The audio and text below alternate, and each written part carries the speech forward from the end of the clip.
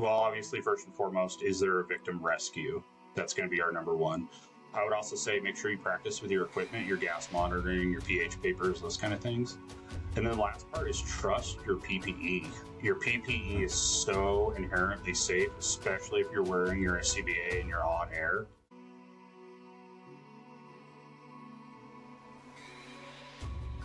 Welcome to Ops Talk, Westminster Fire Department's operational training podcast, where we share ideas and knowledge through honest conversations, highlighting the people who do the work. I'm Eric Linnenburger, Deputy Chief of Operations. While built as a resource for our members, we invite the greater fire service and the community to be part of the conversation. What we share reflects our current approach under present conditions. Always follow your department's procedures and guidelines. Hey everyone, welcome to Ops Talk. I'm Deputy Chief Eric Linnenburger, and today we're going to be profiling our Hazmat team. We're going to talk some leadership and really about the power and importance of getting involved. And I'm sure we're going to go into many other tangents based on the guest we have on today. We're lucky to have Lieutenant Ryan Meigel, who has served with the Westminster Fire Department for over 10 years, where he is also the Hazmat team coordinator. Lieutenant Meigel is a board member of the International Association of Fire Chiefs Company Officers section, where he acts as a liaison to the International Hazmat Committee. He's also the architect of a national mentoring and coaching program designed to support current and aspiring company officers across the fire service. And honestly, this only scratches the surface of Ryan's involvement. I pulled this kind of professional bio to read to you today, but I know that he's super involved beyond these things inside of our department and in the region. He's also our thermal imaging lead for our North Area region, training coordinator for the regional Hazmat team, instructs multiple Hazmat and company officer programs. He's a member of our WFD cancer prevention and PPE committees, and so much more. I'm sure I missed some things, but welcome to the podcast, Ryan Meigel. Thanks, Chief. Happy to be here. And happy birthday. Thanks for giving us some time on your birthday. I really appreciate you coming on, and we're going to talk some Hazmat. We're going to talk about, the value of getting involved and just share what makes you kind of tick and benefit our organization. So let's just start with that, man. What motivates you to be so involved in the organization and beyond?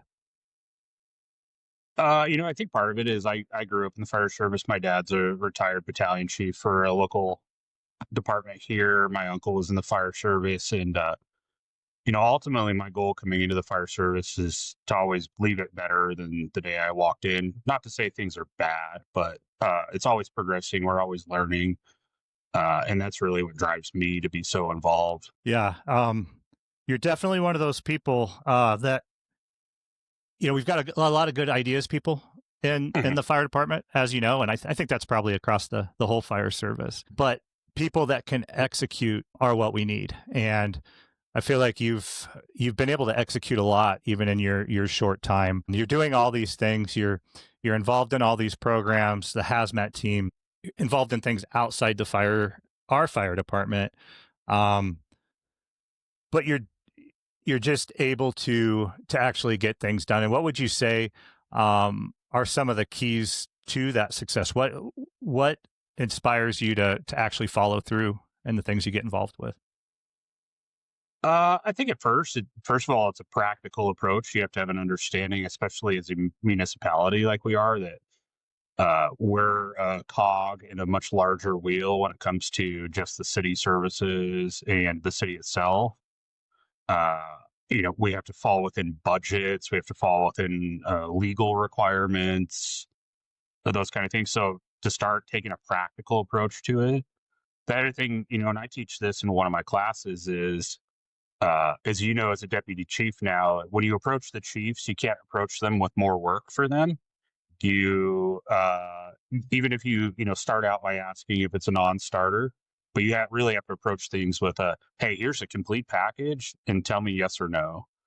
And the goal is obviously to make it to where you can't tell me a no, unless there's obviously like budgetary constraints or something else already in the works. That would be the two big things. There's a practical approach and then a complete package delivered to the chiefs, to the chiefs. where they really can't say no to you. Yeah, and obviously that that's great advice internally, and you're right. We have so much going on all the time, and we've got people coming at us with ideas all the time, and so we Mhm. need people to bring us a complete plan. How it's gonna look start to finish, and what the goals of it are, and you've been very successful at that. I think not very many people think of the IAFC or the International Association of Fire Chiefs as a place for company officers. Let's talk about that a little bit because I think it's a really important initiative and a big push across the nation to get company officers involved in this. Tell us about your role in that and kind of the why behind it. Yeah, so like you mentioned before, I also liaison to the International Hazmat Committee, and a lot of that's just so our two committees can work together for any issues. That also makes it to where, like, if we have something we're working on and they have something they're working on, we're not duplicating efforts. And then creating this mentoring program that I'm doing, this is a ground up start. This has been a dream child of one of our former board members that just, never unfortunately took off. And really, what we're trying to do is just create a way to uh, easily find a mentor within your state or even within the region. Uh, I'm a firm believer in a mentor internally and then a mentor externally. So if I could go and say, hey, what's a department very similar size to ours, operates very similarly, has a similar ranks and testing process as ours. And I can reach out to somebody on a very easy to find list and just shoot them an email and say, hey, do you have an hour to talk one day? And that's the start of it. The other thing we're working on right now that's I think super important is we're working with the Congressional Fire Services Institute to launch a emerging leaders program. It'll be similarly run to the Managing Fire Officer program at the National Fire Academy. The big difference is the focus is on advocacy. Uh, Far too often, you see, the chief group or the fire chiefs as the ones at the table with their local and state politicians. But really, we should be teaching our company officers how to politic early in their career, how to push for legislative changes, and so that program's really cool. It actually is 4 days online, and then you meet in Washington, D.C. in March at the Congressional Fire Services Institute dinner that they hold every year. And they put you in the room with your state politicians to where you can learn how to speak to them. You can learn how to advocate for not only your department, but your state and even nationally. We're firm believers that that starts at that company officer level. It doesn't always have to be, the white shirts sitting at the table trying to push for these things, especially across the state. Yeah, it's fantastic, and I think it's just not something that people think about that company Hmm. officers can get involved in, and I really feel like we've got a big gap right now in between that tactical level leadership and the strategic level leadership ranks. Hmm. You can go and get your formal education, you can move up through the ranks and position, but it's really hard to experience the things that you need to in order to prepare you for those positions. And so much of it isn't taught in a textbook. No. It's not taught through a qualification manual. It's got to be experienced. You have to be Yes. involved. And I think these kind of things start to fill that void that we're missing. And we need more people involved. Yeah, At that absolutely. national level. Why do you think it's that? I know you've already kind of touched on it, but let's talk a little bit more about the benefit of getting outside your own department and getting involved in the National Fire Service conversation. I think it is as easy as whatever problem you think your department has, most other departments also have that same problem. And somebody out there has come up with a solution. I'll give you a great example you and I have talked about here locally in the state of Colorado is an SOG specific to train derailments. Instead of us starting from scratch, we could reach out to our local partners and say, hey, has anyone discovered a way to find a solution for this? Mhm. And sure enough, somebody near us has done that. They've already done the groundwork, and then we can expand on what they've done. I think being a medium sized department, as we like to say, 6 stations, and a fairly busy department. sometimes that's overlooked. Like we got the big brothers around us, but the people that are really pushing across the nation are not the ones coming from the major departments. It's the ones coming from those medium-sized departments that have to deal with the same problems, but they have less people to deal with the same problems. Absolutely. And we're going to talk a little bit, especially when we get into our hazmat here and talking about the regionalization and the collaboration we do, and the importance of that, because it does allow us to have the resources we do. We've still got the problems that everyone else and the challenges that everyone has across the country, but we don't necessarily have all the resources. And so we have to collaborate. What if someone wanted to get more involved in this? Let's talk just real quick about the different committees that are available within the IAFC, and then other ways that people maybe could get involved outside their own departments on a more national level.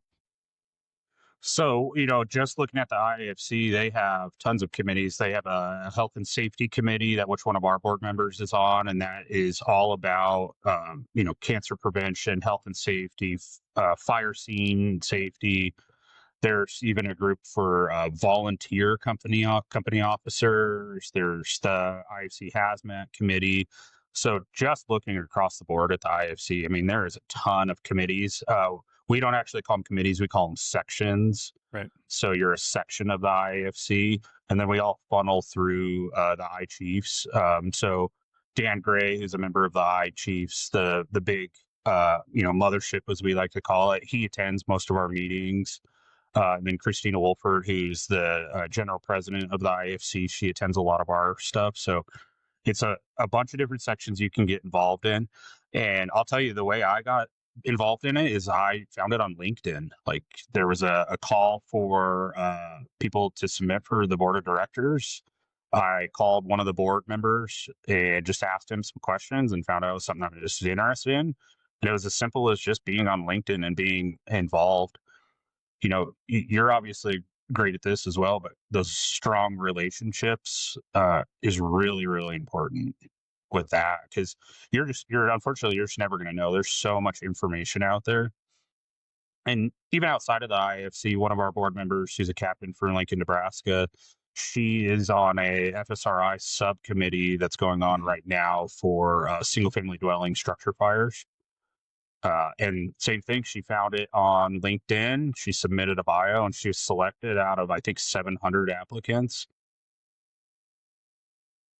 Yeah, great point. And it's not limited to the IFC or those major nationwide committees or groups. There are so many opportunities out there to get involved, and I'm reminded of I don't know if you saw or were you, I don't know if you're at FDIC in 2024, I believe it was, but No, David Rhodes's keynote was all about we all say we want a revolution, we want to come in and change the world, but a lot of times it's just kind of these small subgroups screaming about their ideas, and nobody's going to listen to us, nobody's going to fix it. And his whole push on that was infiltrate these organizations and get your voice heard, infiltrate the NFPA, get involved in FSRI, IAFC, all these big national organizations, and it's steering a ship, but we need to get people involved, and we need good, motivated, young, passionate people with those good ideas to get involved. And so I just think there's a lot of opportunity out there, even as simple as going to an outside conference or class for our people. I always walk out of there saying, man, I learned some things, but I also gained some perspective while I'm there. And Absolutely. And I realized that, hey, sometimes it can be hard and you feel like you are bogged down and maybe you don't have any influence within your own organization, but you realize that sometimes things are better than you thought they were, and you've got something to offer the conversation across the fire Absolutely. service. Yeah, and I think, you and I have talked about this, but the ability to play the long game, to realize that that ship, doesn't turn around on a dime, that sometimes it takes time and pushing, and obviously a respectful and tactful manner, which is where I think people really struggle, is they can't play that long game. They pound their fists that we want smoothbore nozzles. We want smoothbore nozzles, but they don't realize all of the trickle down effect that has. And if they don't get their way, they just quit. Yeah. And I think that's the problem is, maybe there was an old generation within the fire department where it Mhm. was, very top down. And I'm sure it's this way still in some organizations, but I feel like, we're really making an effort to change that. We want our people empowered. We want our people involved. We know we need everybody. And there Mhm. was this kind of, hold you back, hold you down type of mentality, and only the people with the white shirts can make the decisions. And it's just not true anymore. You can make such an impact out there if you're willing to do the work and get involved in that conversation. Absolutely. So we'll have your contact information in the show notes as well. And so I'm sure you wouldn't be opposed to people reaching out to you if they would like to know more about this involvement with the IAFC. I think Absolutely. that initiative for the mentoring program is so important, and I know it's still being kind of developed right now. But if people have questions, I bet they could reach out to you, and you're also, I think, building a contact list for that. Yeah, it's been really interesting to suddenly get an email from a lieutenant from Washington D.C. Fire or Austin Fire. I got an email from a captain out in Ventura County the other day looking to sign up for mentorship. So it's like I said, it's really cool coming from a smaller size department, and the big dogs, or what we consider the big dogs, are reaching Yeah. out to me to be involved. Yeah, very cool. And I think that we miss that sometimes in mentorship. It's that natural kind of conversation, mentorship that really is the most beneficial. And I think you and I have talked about that kind of through the years as well. Mhm. I think we have this vision of mentorship being someone more senior than you, taking, putting their arm on your shoulder and saying, "Come Mhm. walk with me. I'm going to show you the way." And real mentorship is two way. It Mhm. goes both ways, um, and it's natural. You take advantage of the times you have to learn from one another, and then there's going to be times that maybe you need to learn from someone else. And I've noticed Absolutely. this even for my involvement with the Executive Fire Officer program at the National Fire Academy. The value there, the education's great. There's no doubt about it, and we're doing some really challenging work that's going to make us better. But the value comes in the relationships we're building. And every class, we build our WhatsApp messaging group, and then we become mentors for each other. Anytime there's a policy someone needs help with, or hey, has this happened in your department? The same thing you were talking Mhm. about. We reach out to one another. We have a relationship already, so there's already some built-in trust, and we don't have to reinvent the wheel. And it is just kind of it's that natural mentorship piece, but it's also a support system as well. Mhm. And we're all going through it, and it's tough. And so, really, really cool what you're doing. What do you think is kind of holding back our younger generation? Now, I'm not saying that they're all being held back. I think we have some really motivated members, but I feel like the desire to maybe step in and do those extra things, jump into specialty teams and take on extra certifications, that sort of thing is maybe it's waning just a little bit. What do you think might be holding that back, and what can we do? I think it's a couple different things. Like I said, I I was born into the fire service with my dad, so prior to getting hired, I knew the expectations and what comes along with the job. But like I'll use my rookie firefighter I have right now. Like he, I don't want to say he fell into the fire service, but he was delivering furniture and delivered furniture to actually one of our chiefs, and that's how he got into the fire service. So he had no knowledge of the fire service prior to walking in the door. So he just has no understanding of those expectations, or that these things are even available to him until we as leaders have that conversation with him. Yeah. I, I, I'll put the onus on us as leaders that we have failed in a lot of areas as far as like creating that sense of belonging with them, really talking with them. And I think it's a little different than when you and I first started, where Like day one, they're like, hey, you need to join a special team. You need to do something different. And those conversations aren't happening. And I don't want to force anyone to do anything, but we're also our own worst enemy when, Chief Burke talks about this all the time, where there's a special team that he always wanted to be on, always wanted to be on. And then he gets to that station and all the members do is talk about how bad it is to be on that special team. Whereas I, as the hazmat team lead, I tried really create that sense of belonging. Like that's why I came to you. And just the smallest thing of saying, hey, can the hazmat team members wear charcoal gray hoodies instead of navy blue? You notice the change in just allowing them to wear charcoal gray hoodies? Like now everyone's a proud member of the hazmat team. And now all I do is get phone calls asking how somebody can get a charcoal gray hoodie. It's the Oh littlest yeah, things creating that sense of you've belonging. created a controversy on that one Oh, because I know. I've been hearing. But hey, it's done what it's supposed to do, right? It's gotten people talking, even the people, that maybe the naysayers. It's gotten them talking, and it's brought an Yep. awareness to it. And I think that's what we need to do. We need to think a little bit differently. I mean, that's why we're here today, right? That's why Yep. that's my motivation for doing this and talking to you guys because I think there's so much that people are missing, and there's so much opportunity, and we've got some tremendous people within our organization and some amazing people outside of our organization that we can bring in and learn from.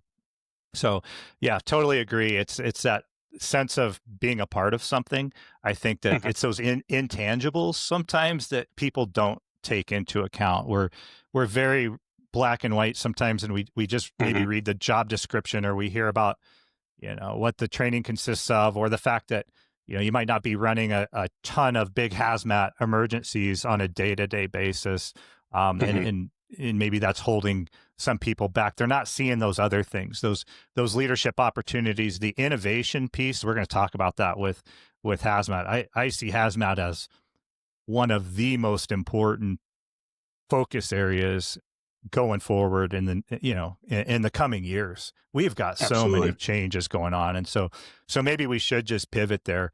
I'd like to hear kind of what your definition of hazmat is, and the kind of calls we're running, because I don't think it's all about running the once in a career train derailment, or the leaking chemicals from a semi or something like that. I mean, that's still present, of course, but I think hazmat is evolving. And please correct me if I'm wrong, but maybe you can expand on that a little bit. Absolutely. To start, when it comes to running hazmat calls, there's this misconception that a hazmat call is us getting in our Gumby suits and going down range and, to an unknown, going to kill everyone chemical. Really, we run hazmat every single day. We run CO alarms, odor investigations. The worst hazmat you'll ever run is a structure fire, because as we all know, people have weird stuff in their house. Also, houses are filled with all sorts of synthetic materials, and that is a hazmat. And we don't necessarily look at it that way, but that's true. I mean, look at a garage fire and think of all the things think of what's in your own garage right now that would be considered a hazardous material. As simple as air monitoring, post-fire decon. So we truly are surrounded by hazmat every single day.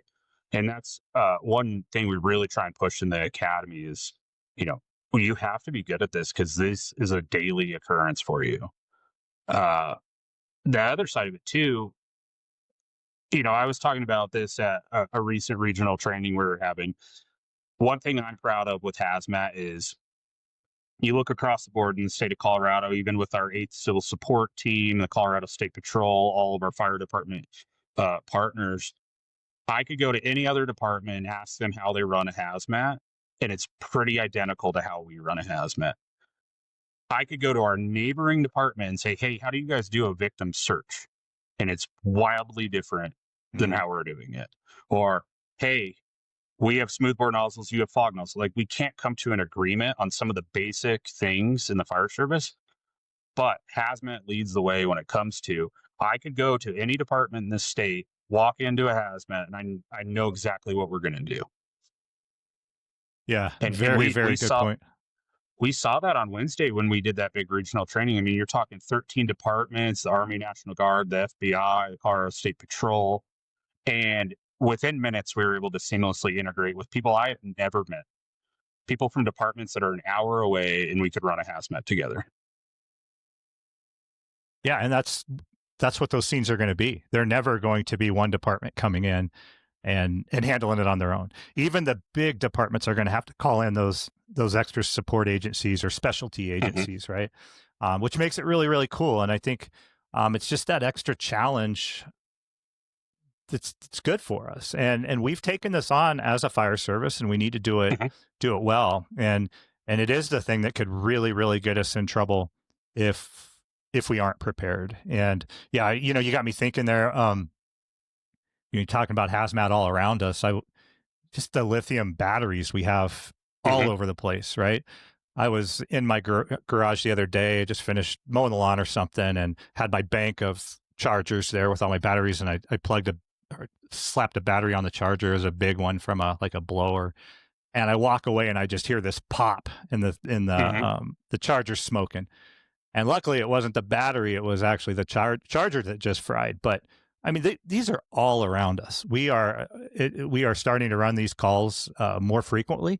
Of course, the EV vehicle fires are in our forefront right now, but it's just batteries in general all around us.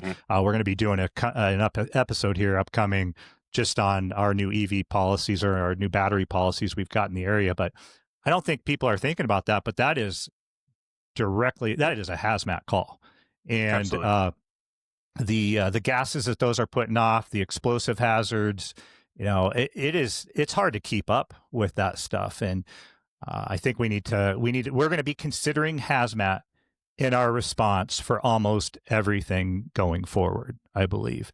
You're right. Any structured fire call, we need to at least consider a hazmat component to it. All of these car fires and battery fires. I mean, we just had that one at the hospital the other day. I don't know if you're on duty for that one. Yesterday, yeah. Yeah. And it sounded like an interesting call where it was just an e-scooter that a person took into a locker room, and it started, the battery bulged, and luckily they were smart enough to get it out of that hospital and out an exit.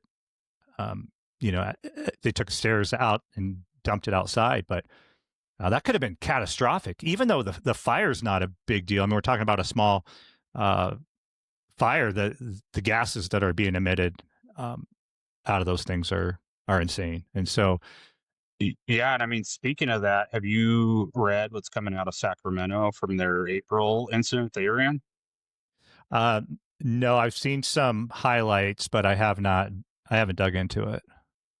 So I won't get too deep into it, but when we talk about just the gases that's produced, they had 4 firefighters exposed to, and it wasn't even a fire to start with. It was an MVC with significant damage to a EV vehicle, and 4 of their members weren't wearing their SCBAs because they were on an auto accident, and they got exposed. And all 4 of those members have been offline and probably will never return ever again.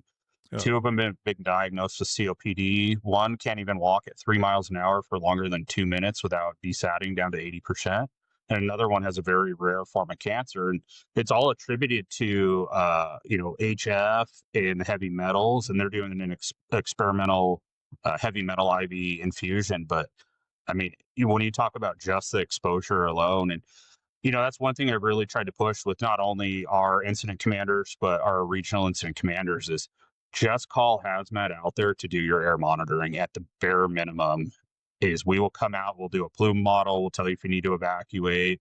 Ultimately, it's still your decision how we want to do that, but just call us out there to do air monitoring at a minimum. And then one thing I do want to backtrack that I found interesting, because you said, it's one of the things that we really have to do is, as an accredited agency, which most of our agencies around us are starting to become, one of our 5 core competencies is hazmat. There's no other special teams that is a requirement for accreditation. Yeah, it's a great point. And it's something that we as the fire service have committed to, not just our department. We have to provide hazmat response, and we're going to. And so we need to do everything we can to bring the right members on and bolster our team. So Can you just maybe explain how we do it? I'm not saying this is the way that it has to be done everywhere across the country. It just explain how we are able to maximize our resources and collaborate with our region and kind of how our team is laid out. So I'll start. One of the biggest things that we changed recently in the last, I think, 2 academies is our hazmat team has taken over the instruction of hazmat in the academy. And from day one of us going in there, we're creating interest in the hazmat team. Gone are the days where you're told hazmat's the worst thing you're going to do in the fire academy, and you just got to get through it. And then you end up failing your test and you're out on hazmat. I mean, we've gone from a 39% pass rate to over an 80% pass rate in 2 academies. So I think it starts there. It starts with creating interest in it and the right people explaining that hazmat doesn't have to be the worst thing you do. That can be interesting. The other side of that too is I think just explaining that hazmat doesn't necessarily always mean you're going to go downrange, you're going to do all the crazy stuff. Like we have people in leadership roles, we have people doing gas detection, uh, we have people doing trainings. There's so much that we can do as far as hazmat. The other thing too, like I look at before I got promoted when I was a paramedic, there's very few roles in the fire service where I could have a battalion chief look at me as a firefighter or paramedic and be like, "What do you think we should do?" And Oh, trust me, I mean, that's as very a non-hazmat self-fulfilling, I think. battalion chief, I had my hazmat techs in my back pocket. There's no doubt about it. So how can people get involved?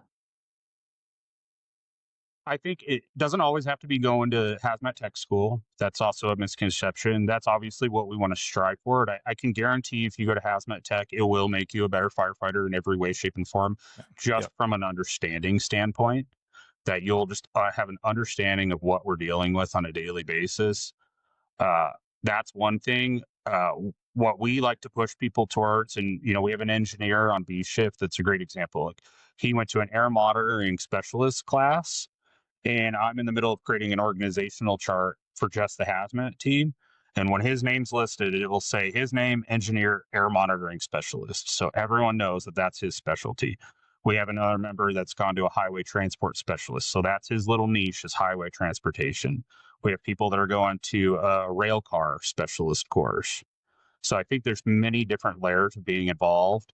I started out mostly because I was forced into hazmat, and then I grew a love for it. And now I'm at an elevated leadership role where I'm involved in everything with the state. I instruct, I coordinate all of our hazmat instruction for our fire academy, all of our training for our Adams Broomfield hazmat team. So there's just so many places you can be involved in hazmat, and it could be as little as, hey, I just need you to find we have a need, and I need you to find a solution. And I try and do that every year when it comes to like budget time. Like, hey, we have a need for spill control. Find me some solutions, and I can tap into members who, historically are not well known for being involved in anything in the fire service. But I give them that one little thing, and you can watch them run with it and how happy and excited they are because now they have ownership of it. What about the people that want to be part of the team? Do they have to have a certain number of years of experience or anything like that? What's the onboarding process like if they want to be part of our team? So no, they don't have to have any number of experience. We try our best not to do it during the probationary time because it takes them offline for 2 weeks. Has nothing to do with trust or anything like that. We just don't want to take away from their probationary time since they have to come offline for 2 weeks.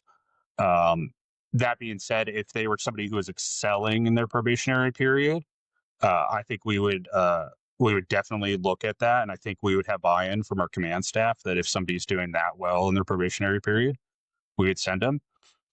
For us, it's going to hazmat tech class. Recently, and I really like that we're doing this now. We do essentially like a promotional application and an interview. So we had a recent member on one of our shifts that went to tech class and did an interview with me, and highly succeeded in his interview. And as soon as he finishes his state test, he'll be a member of our hazmat team. Yeah, so we'll encourage any and everyone to come be a part of this thing. And any experience you have is going to be beneficial, but I think the experience that you're going to get out of this is going to, like you mentioned, it's going to just make you that much stronger firefighter. This isn't something that that we're holding on to or protecting. We want people involved in our specialty teams, and it doesn't take a tremendous amount of time. Yeah, you're going to dedicate a little bit up front, right? You are going to have to go to that 2-week long hazmat tech school. There's going to be some other trainings, but it's really not a huge commitment outside of that. Would you agree? No, not necessarily. I mean, it is as much of a commitment as you want it to be. Right. We do 6 trainings a year. If you're on shift, you attend those trainings, but it's not a commitment on your days off unless you want it to be. Like a great example is that regional training. We had 2 members that volunteered to come in on their day off and partake in that because they wanted to, but there's no expectation beyond being good at it. I have a high level expectation that you're good at it and that you're not just a body filling out my org chart. Uh, but there are a lot of opportunities. And the one thing with hazmat is a lot of our training is free. Yeah. So you could do the bare minimum, and that's fine as long as you're adding value to the team. You don't have to do much more than that. But we have people that are, willing to go to the Center for Disaster Preparedness and take a bomb class or take a Tox Medic program at National Fire Academy, or, go down to CERTC in Pueblo. And once again, all of those classes are free. They pay for your travel. They don't pay for your backfill, which is, something that we're fortunate enough at our department that is supported by, you guys at command staff and our training chief. But it doesn't have to be a ton of involvement unless you want it to be. That's right. And yeah, you said it right there that there's so much opportunity to get outside of our own department and experience this thing at the national level. You're going to interact with people from across the country. You're going to learn from one another. You're going to build friendships. And it goes so much deeper than just learning the technical skills of hazmat. And it's a robust program. We've been doing hazmat in the National Fire Service for quite a few years now. And so, like you said, the consistency that's out there, the programs that are out there are second to none. And there's there's opportunity to make it what you want of it. You can travel a little bit if you want to. You can go to some outside conferences, that sort of thing. And we definitely encourage that. So let's pivot a little bit to how our region operates, because there could be some people listening that aren't from our region, and it is kind of unique. I think there are a lot of, kind of regional hazmat authorities that operate across the country, but ours is fairly unique. I'll refer to the North area quite a bit on here, and basically what that North area is our regional consortium, where we have automatic aid, CAD to CAD automatic aid, with 6 other fire departments that directly surround us, closest unit dispatching. And we also share training. We do a lot of joint training. Our fire academy is all done in a consortium style. So we're all separate organizations, separate departments, but we operate as one. Can you kind of talk about how hazmat fits into that model? Yeah, so we cover 2 counties now, the Adams and Broomfield counties. We're a pretty regional asset where we go pretty far east to the I-70 corridor now. And then as far west is us in Broomfield. We're in the process of rewriting our response plan, which you've been a part of, obviously, and to where we kind of create an easy button for our company officers to where they can just ask for a hazmat response and they get their closest hazmat unit. We've strategically placed hazmat rigs that are owned by that hazmat authority across the region. All of them are set up to at least get a hazmat incident started. If it's a larger scale event, we'll have to bring in more technicians, more vehicles, more equipment. The other thing we do is every day we have a daily roster of hazmat technicians. We've also started filling in our ICS branches at the beginning of the shift. So that way we know if we have an incident, here's who's going to be our safety officer or our group supervisor or entry team lead. And then we all share phone numbers on there. The other thing too that's really nice is we're working a lot with our neighboring hazmat departments that we don't normally work with. Like we got a phone call the other day from a department we basically do nothing with, but they want to do hazmat with us. It really is a way to see how the big system works too. I think it's so easy for us, especially as young firefighters, to get kind of locked into just what we see in our in our stations, and then when we get out and even run the the calls, even the multiple alarm fires with our regional partners aren't the same as seeing the system in action, kind of from the outside looking in and then just being a part of it. I think it's so beneficial for people because it's easy to get kind of bogged down and just what's right in front of us, and what an opportunity to do that from an early point in your career. All right. Anything else you think people should know about how this region operates, or hazmat, our team in general, that would be beneficial if they're maybe considering the team or joining the team? Like I said, it could be as simple as you want it to, or you can take it as deep as you want to. What we try and encourage people to do is, if they want to get deep, to get into deep one thing. If you want to get into metering equipment, which is a whole animal in itself. If you want to specialize in weapons of mass destruction, we have people that have gone to Anniston, Alabama for the FBI's bomb tech class. So it's really any level of involvement you want. Obviously, I'm more in the higher level leadership. The other thing too that we really try and encourage, and I know you're a proponent of, is go out and teach. It doesn't matter if you feel like you're the best teacher in the world or you're an expert, but I've always found the more I teach, the more I learn, and the better you get at it. And really, like, be open to those conversations with people. Like, I just taught a class with a captain from a department down south, and we had some members from all across the state in this class. And I can't tell you how much I learned just by teaching this class. It wasn't just me up there talking to them.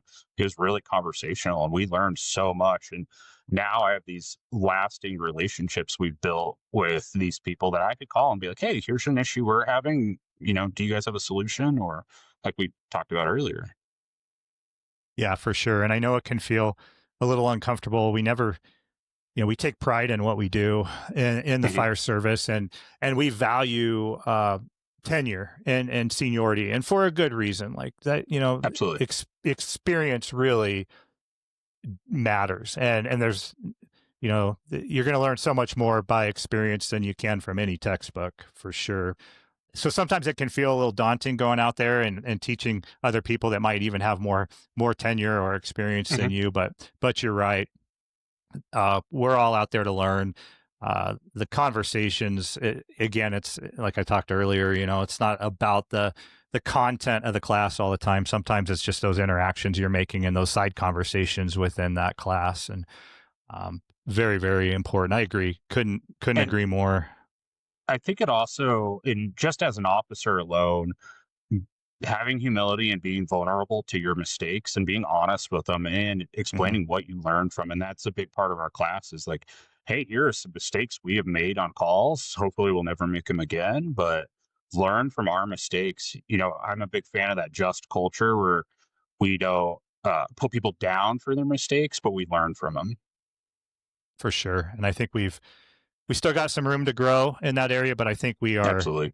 I think we're getting so much better, and I'm really proud of where we've come with that. Just to kind of close out the hazmat piece here, I know you kind of alluded to it earlier, but I'd really like to give some kind of practical, actionable, takeaways for, especially like maybe the first arriving company, especially that first arriving company officer, but the crew. What, in our new world right now, with all of the advanced technologies and the risks that are out there, what are some things that they should be thinking about when they pull up on scene from a hazmat perspective? Well, obviously, first and foremost, is there a victim rescue? That's going to be our number one. I've created a cheat sheet for our company officers to where they can go through and run a victim rescue before Hazmat's ever even called out there. They know everything they need to do. I would also say make sure you practice with your equipment, your gas monitoring, your pH papers, those kind of things. And then the last part is trust your PPE. Your PPE is so inherently safe, especially if you're wearing your SCBA and you're on air. It's a little disheartening when somebody tells us, "Oh, it's a hazmat incident," and the hazmat team arrives and we go downrange in the same turnout gear and SCBA that the first due engine does, but they wouldn't do that entry. And I get that it can be scary, but you have to trust your PPE and your equipment, and then train. You just have to train on these things and make sure you have an understanding of there's so much we can do before hazmat ever even gets there. I really like to attribute it to like an EMS call. Generally speaking, when a first due engine arrives, you have EMTs. There's so much they can do. Let's say it's a cardiac arrest. They could start CPR, IVs, they can put an AED on. And then when the paramedics arrive or the ambulance arrive, all we're doing is really just filling out a couple more roles that we need. But if you think about it, that first due engine company on a cardiac arrest is so vital. True. And we really need to treat hazmat like that.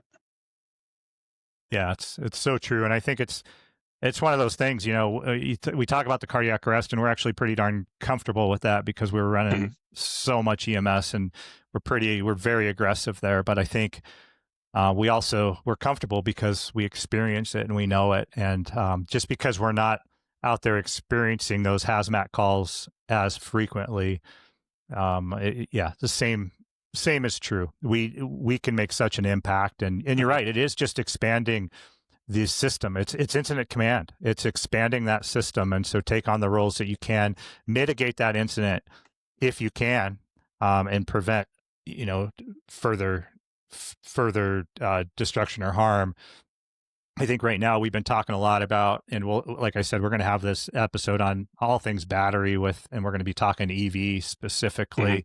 And, there's always that, it's kind of that gray area of, okay, now the vehicle is inside of a structure.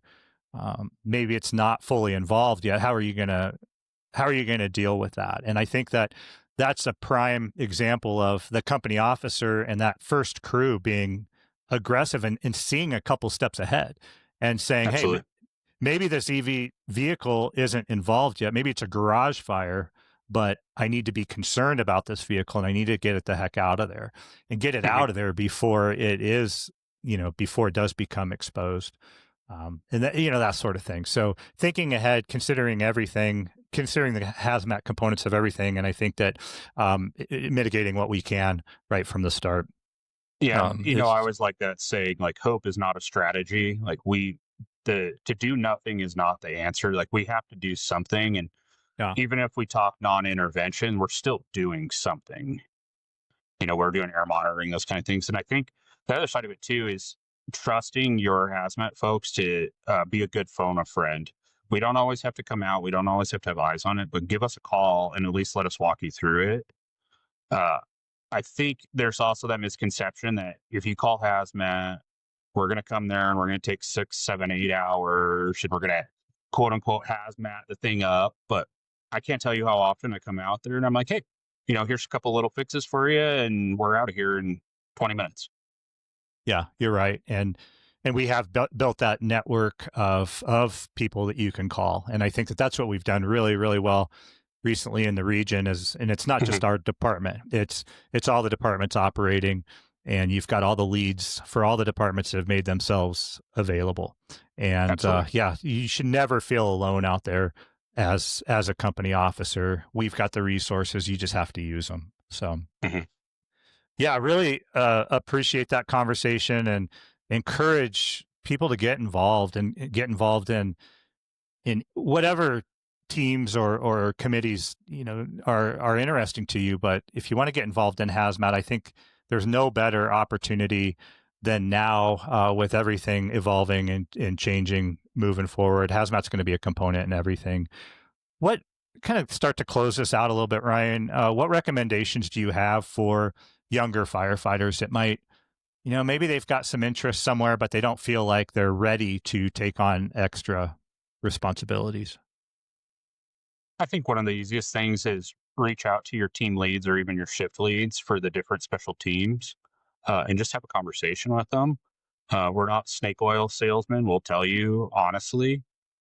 See if it's something you're interested. Don't ever feel like you don't have to do something you're not interested in because it's expected of you. I think staying involved, even if it's watching YouTube videos or reading publications, it could be as simple as that.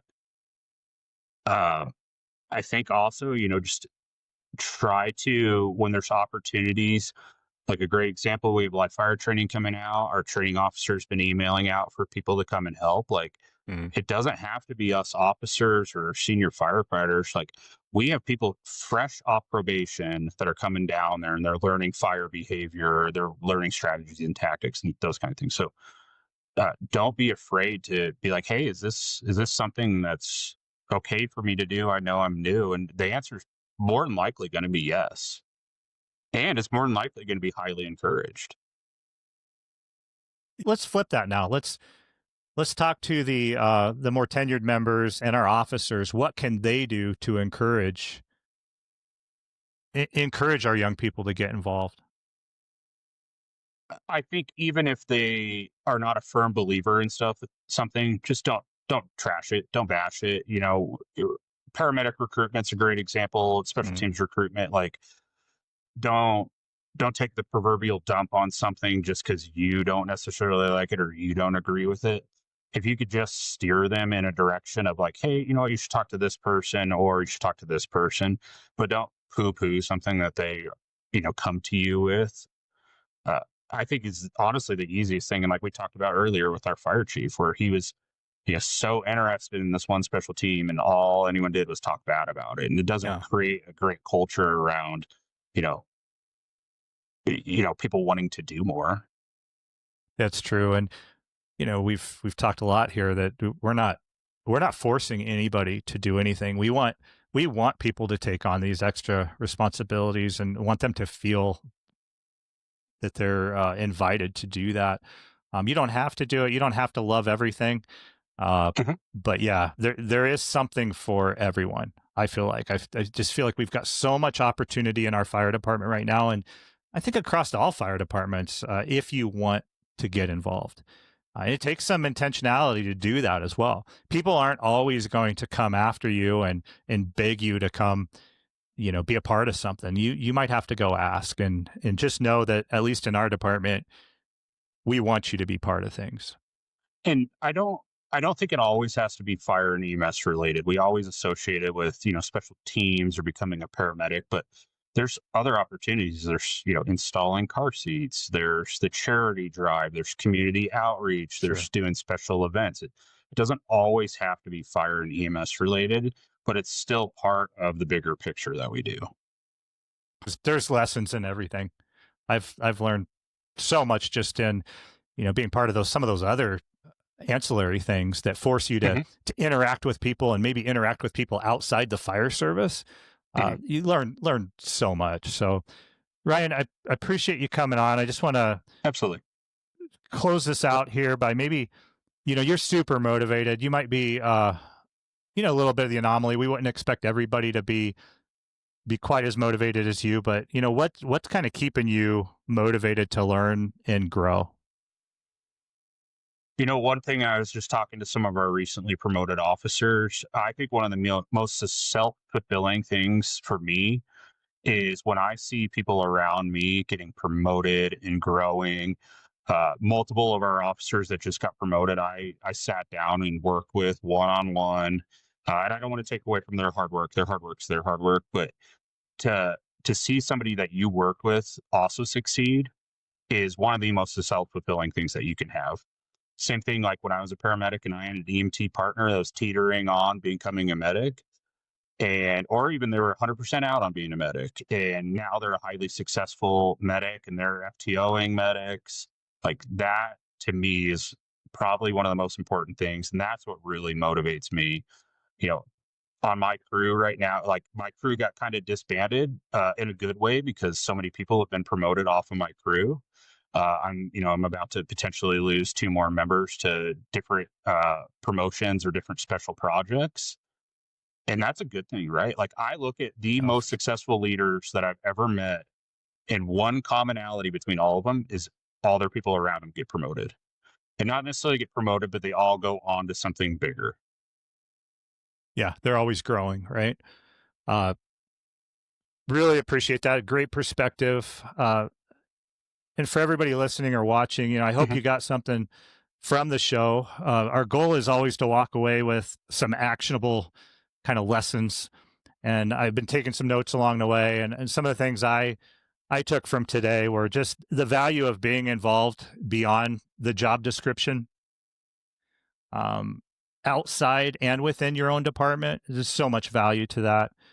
Makes us, it makes you better as an individual, but makes us better as an organization as well when you can Absolutely. bring that perspective in. And there were so many opportunities to be a student of this profession. It's so far reaching, and many just don't know about it. Collaboration and partnerships are so important. We can't do it ourselves. Like you said, being from a medium fire department like we are, we have to rely on that collaboration. It makes us better anyway because it brings us a little Absolutely. bit of outside perspective. And this is an exciting time. It's an exciting time to be part of everything, but definitely hazmat. Hazmat is so much more than spills and those infrequent large scale events. It's in our everyday, Mhm. day to day business that we're doing. And this need is only going to increase and become even more of a key part of our regular responses. And you know, lastly, this is just a great team, and we have great opportunities to be involved. Regardless of tenure, you'll be taught the skills that you need, and you're welcome to be part of it. And just appreciate everybody being here. Thank you for being here, Ryan. Absolutely. Thanks for listening, watching. I hope you'll join us, for future episodes. Please rate the show, follow on whatever platform you consume your podcast. And if you have any show ideas or feedback for the show, you can email opstalk.wfd@gmail.com. And yeah, we'll see you next time.